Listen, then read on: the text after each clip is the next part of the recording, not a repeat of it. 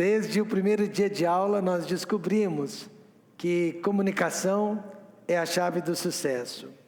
Por quê? Porque duas pessoas podem resolver qualquer problema desde que estejam dispostas para conversar e aceitar a solução que vem de Deus. Assim que eu e a dona Raquel nos casamos, nós fizemos a leitura de um livro sobre comunicação, a chave do sucesso. Este livro ensinava sobre a importância do diálogo, da troca de ideias entre o casal. Todos se comunicam, mas poucas pessoas se comunicam da maneira correta. Muitos problemas, grandes ou pequenos, seriam facilmente resolvidos por meio do canal da boa comunicação. Horários das refeições, assumindo compromissos sem avisar ao outro, compras e gastos para si mesmo ou para a casa. Todos esses assuntos deveriam ser comunicados e assim você evitaria muitos problemas. Quantas vezes o marido chega em casa com um amigo na hora do almoço de surpresa, sem ter avisado a esposa? Ela não teve tempo de acrescentar mais água no feijão. Quantas vezes o marido ou a esposa faz um compromisso, mas esquece de avisar ao outro? E quantas vezes um deles faz uma compra excessiva, um gasto excessivo, troca até de carro, troca até de casa, sem a permissão e sem a opinião do outro? Você acha graça, né? Mas todas essas coisas acontecem com muito mais frequência do que você imagina. A Bíblia diz, como o Vanderlei orou, uma só carne, mas não quer dizer uma só cabeça, né? Ainda continuam sendo duas cabeças.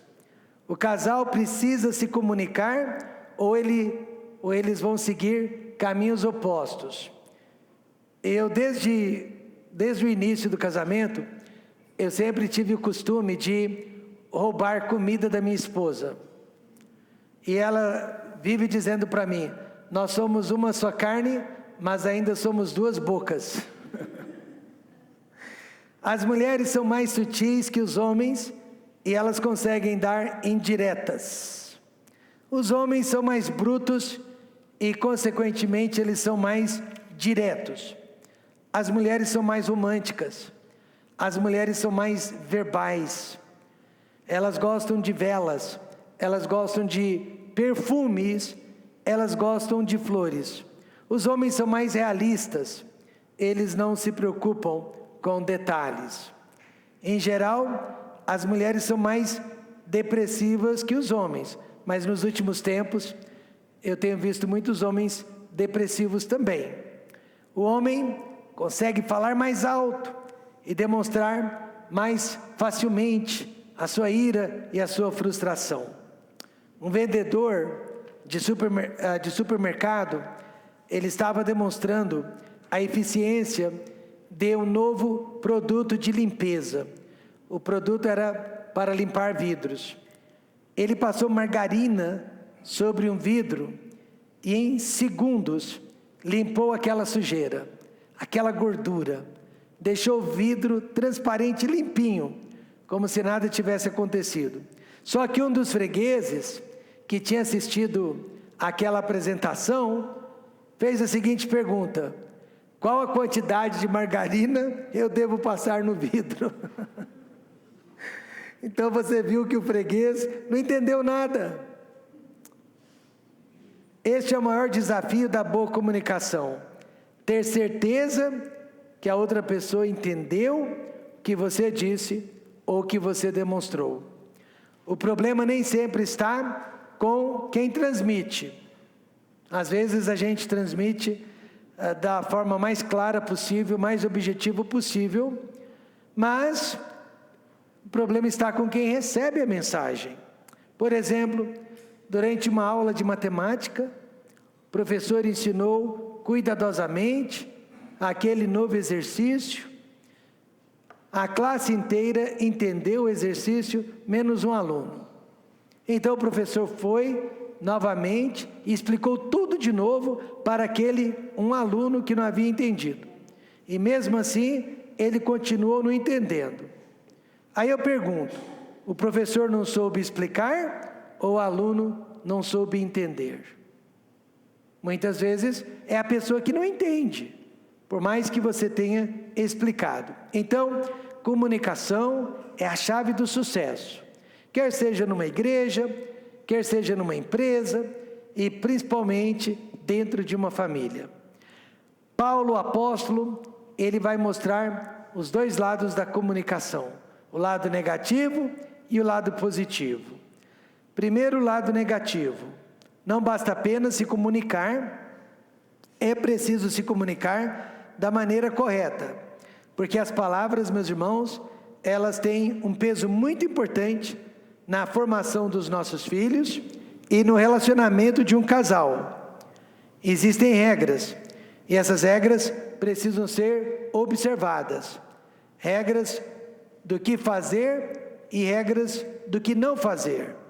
Primeiro, irmãos, Paulo diz, precisamos evitar a mentira e falar a verdade. Por isso, deixai a mentira, falai a verdade, cada um com o seu próximo, porque somos membros uns dos outros. A mentira, por menor que seja, ela acaba quebrando a confiança e sinaliza que outras mentiras ainda virão, outras mentiras surgirão. Você sabia que é mais fácil acreditar numa pessoa louca do que numa pessoa mentirosa? Porque a pessoa louca, ela está fantasiando, mas a pessoa mentirosa, ela está realmente enganando. Quando uma esposa ou um esposo chama o outro de mentiroso, ai, ai, ai, ai, ai. Isso quer dizer, eu não confio em você, você já me enganou uma vez e você irá me enganar de novo. A mentira é um grande veneno contra a boa comunicação.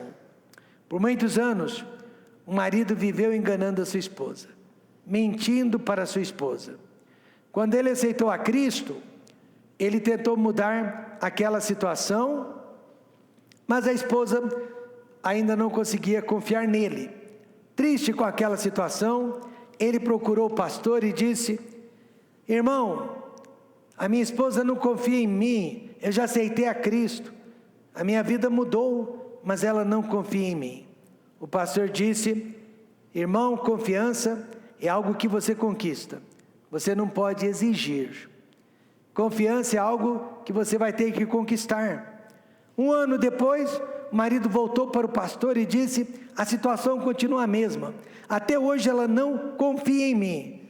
Aí o pastor resolveu conversar com aquela esposa e descobriu que ela realmente não confiava nele, porque ele continuava a mentir. A verdade aberta é essencial para uma boa comunicação. É preciso ser honesto em dizer o que está lhe perturbando. É preciso estar pronto para falar sobre todos os assuntos. Não omitir os seus sentimentos. Esta é a arte da boa comunicação, fazer as perguntas certas. Paulo ensina que precisamos evitar a ira.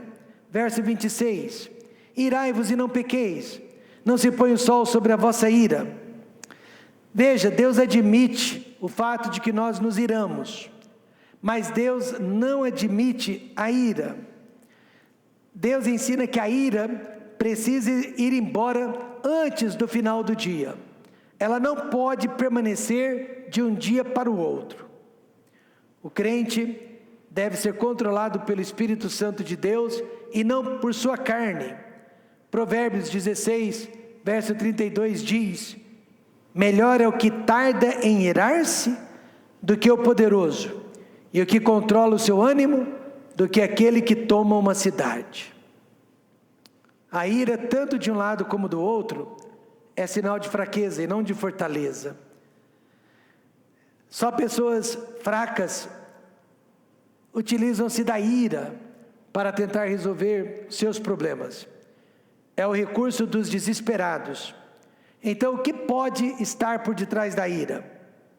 Falta de comunhão com Deus, falta de Bíblia, falta de oração e falta da igreja mesmo. Pecado inconfesso. Nada causa mais ira em nós do que dor na consciência e sentimento de culpa. Mas não precisamos viver debaixo da culpa, porque se confessarmos os nossos pecados, Ele é fiel e justo para nos perdoar os pecados e nos purificar de toda injustiça.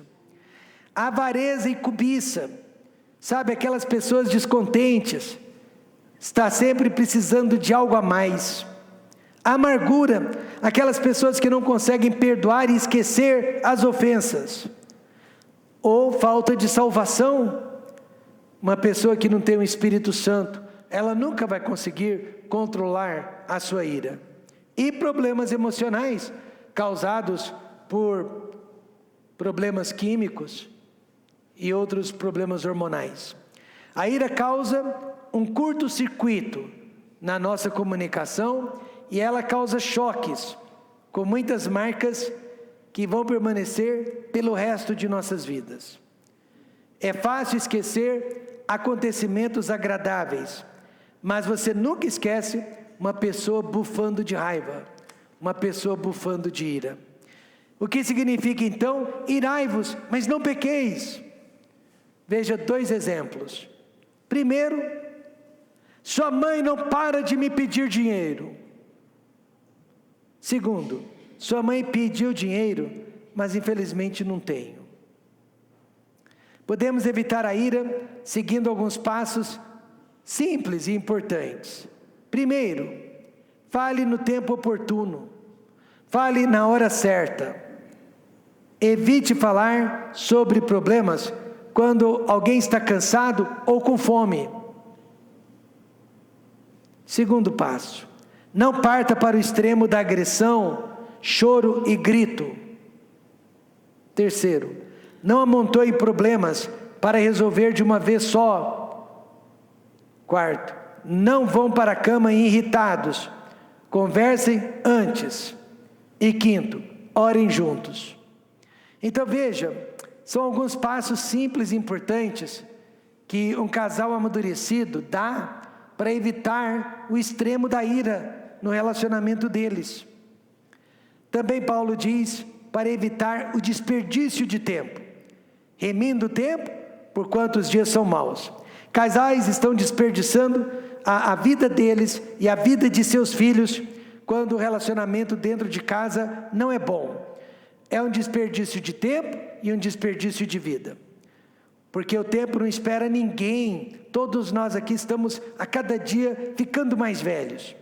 Aí seus filhos estão crescendo e o que você está ganhando com as brigas, com as iras, com as mentiras, com as contendas dentro de sua casa? Nada. Então o segredo é: vivam juntos como se fosse o último dia de vocês. Vivam juntos como se fosse o último dia de vocês. O lar é um lugar de cooperação mútua. Em geral, os homens são preguiçosos dentro de casa. Uma pesquisa revelou que o casal que trabalha fora, a esposa trabalha 40 horas por semana, o marido trabalha 40 horas por semana. Mas dentro de casa, ele trabalha só 1h30 por semana. E ela trabalha 27 horas dentro de casa, além das 40 horas que ela trabalha fora de casa. Então a mulher trabalha 67 horas, enquanto que o marido trabalha apenas 42 horas. Isso não é justo. Amém, irmãos? Não é justo. O marido sábio ajudará a esposa na hora do aperto. O marido também vai instruir as crianças para que ajudem dentro de casa. Então, você viu, né? Que realmente comunicação, há o que evitar, há o que fazer. E nós vimos o lado negativo. Agora veja o lado positivo da comunicação. Primeiro Paulo fala sobre palavras corretas. Verso 29. não saia da vossa boca nenhuma palavra torpe, mas só a que for boa para promover a edificação, para que dê graça aos que a ouvem. As nossas palavras, gestos e expressões faciais determinam se a nossa comunicação é saudável ou não. Os termos que usamos também são importantes. Ao invés de dizer, meu marido é pão duro, a esposa deveria dizer, meu marido é muito cuidadoso. Você pode dizer, eu te amo, de várias maneiras. Eu te amo com amor. Eu te amo com sinceridade. Ou, eu te amo com falsidade e forçadamente. Paulo também diz que devemos expressar palavras bondosas. E não entristeçais o Espírito Santo de Deus, no qual estáis selados para o dia da redenção. Toda amargura, e ira, e cólera, e gritaria, e blasfêmia, toda malícia sejam tiradas dentre vós. Antes, sede uns para com os outros benignos, misericordiosos, perdoando-vos uns aos outros, como também Deus vos perdoou em Cristo. Expressões tais como, sinto muito, me perdoe. Que maravilha, né? A amargura entre um casal, além de entristecer a Deus, contamina os filhos que estão ao redor. Uma senhora trouxe para o pastor uma lista enorme dos defeitos do seu marido, tudo de errado que ele estava fazendo. Aí o pastor viu o tamanho da lista e disse, minha irmã, isso aqui é um espelho da sua amargura. Mesmo que o seu marido seja culpado de tudo isso, essa lista é um espelho da sua amargura contra o seu marido. É possível ser casado e sentir-se sozinho e isolado em um deserto. E muitos casais acabam se fechando dentro dos seus próprios pensamentos. Por isso, irmãos, a Bíblia ensina, precisamos lutar por uma boa comunicação. Ela não vem de graça. Ela exige trabalho da nossa parte, persistência e consistência. Há muitos problemas como depressão, nervosismo, desânimo, podem desaparecer por meio da boa comunicação. Então eu sempre falo para os casais, o seu terapeuta é o seu cônjuge. Quantos concordam com isso? Digam amém. O seu terapeuta precisa ser o seu cônjuge. Converse com ele, converse com ela. Troquem ideias. Sigam esses passos da boa comunicação que Paulo está ensinando. Eu me lembro de uma senhora cujo marido havia pecado contra ela. E ela não conseguia perdoá-lo, apesar de que ele havia se arrependido. Você sabe quando o homem se arrependeu ou não? E ele realmente havia se arrependido. Mesmo assim, ela não conseguia perdoá-lo. Ela veio no meu escritório e disse, eu não perdoo meu marido, não consigo, eu oro, peço para Deus me ajudar, eu sei que eu estou errada, mas eu não consigo perdoá-lo. O que eu faço? Ela me fez essa pergunta e eu perguntei para ela, não é o que você faz, é o que eu vou falar para você, eu não sei também. Se você não quer perdoá-lo, eu não sei o que fazer. E então na hora Deus me deu uma ideia, né? Eu perguntei para ela, o seu marido se arrependeu? Ela disse, se arrependeu. Ele está transformado? Ela disse, está transformado. Mas mesmo assim você não consegue perdoá-lo? Não consigo. Não consigo perdoá-lo e não consigo esquecer. Havia um espelho muito grande no meu escritório, e eu pedi que ela se sentasse na frente do espelho. E eu perguntei, você conhece alguém melhor do que essa pessoa ao espelho? Ela disse, não. Você conhece todos os defeitos dessa pessoa do espelho? Conheço. Se você visse os mesmos defeitos dessa pessoa do espelho em outra pessoa, você ia gostar da outra pessoa? Ela disse, não. Você alimenta a pessoa do espelho? Sim. Você dorme com a pessoa do espelho? Sim. Você ama a pessoa do espelho? Sim. Então, se você consegue amar a pessoa do espelho, perdoar a pessoa do espelho, apesar de conhecer todos os defeitos dela, por que você não pode fazer o mesmo pelo seu marido, que você não conhece tão bem assim? Naquela hora ela começou a chorar, ela se deu por conta do que estava acontecendo. E eu não estou exagerando, ela chorou por meia hora, ininterruptamente. Só depois ela conseguiu se recompor. E ela saiu dali com o coração livre, ela havia perdoado o marido. Existem problemas em nossa vida que só a verdadeira bondade pode lidar com eles. Existem pecados que só a bondade de uma pessoa para perdoá-los. Não há solução a não ser a pura bondade. Mesmo porque a maioria dos nossos problemas é resultado da nossa maldade. E contra a maldade, só a bondade. Então, comunicação é a chave do sucesso, mas não qualquer tipo de comunicação.